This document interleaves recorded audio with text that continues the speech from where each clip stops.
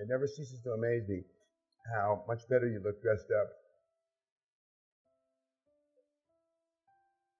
Some people that come to the seminar have never been in a tuxedo, guys, or a tuxedo equivalent, which is this.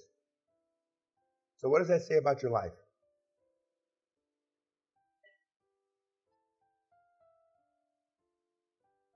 Well, it doesn't say that you're trailer trash, but it intimates that you might be just trailer trash.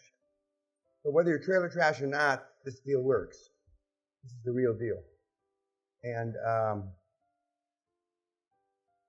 you get used to looking different. Many of you look different because you like weed, man. But I mean, you look different for not necessarily. you look different, not necessarily for the right reason.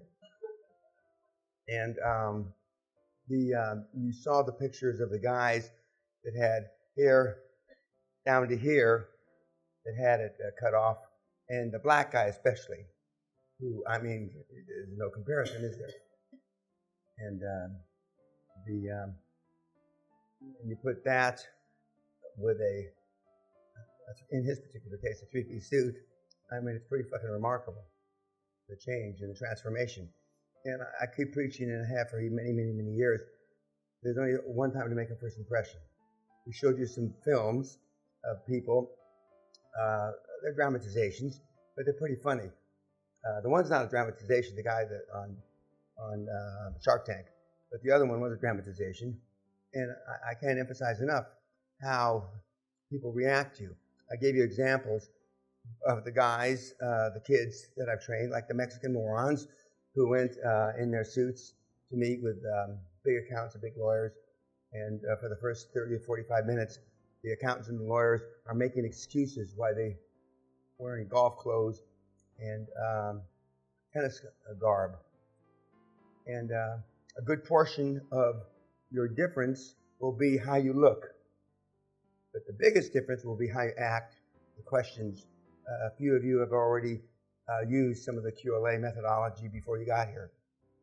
And not just the ones that attended the seminar before, but they tried it, they read it, they got the free material, etc., online, and they used it, and it works. And even with the not too much sophistication, now there's 2 or 3 of you in the group that have credentials, so to speak. I mean, financial credentials, not that you made a lot of money, but financial credentials that you work in the financial world. And for the most part, and we enforce the information on them, the financial professionals that are in the group agree and understand how you make a difference. And you're going to go out there and you're going to have an advantage that it will be unreal. You won't believe it. And the biggest thing that you need to get over is that you don't believe it. Because it becomes a self-fulfilling motherfucking prophecy if you don't believe it, because then it won't happen. It becomes a self-fulfilling prophecy. If you do believe it, then it will happen. You know, we're in a festive mood, as festive as I get over Christmas, which isn't too fucking festive. But my favorite movie about Christmas is The Grinch, you know. And some of my kids used to say, Daddy's the Grinch who stole Christmas. And so I'd sit here in this room, and they'd have all the presents, and we'd open them. Here's your present, Daddy. Another present, and they stack all these presents, and I'm ripping them open, you know, and without much enthusiasm, because Christmas is a period that normally you don't get much done.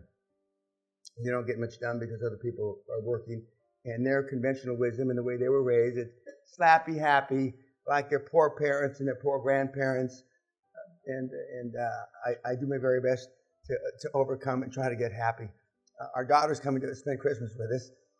And she knows this from all the Christmases she's been old enough to recall, that Daddy's not that slappy, happy Santa Claus type. But you are going to make everyday Christmas when you get out there, because you're going to be ripping the asshole out of the financial world. And under the Trump era, especially for those of you that are in America, I mean, it's going to be unbelievable.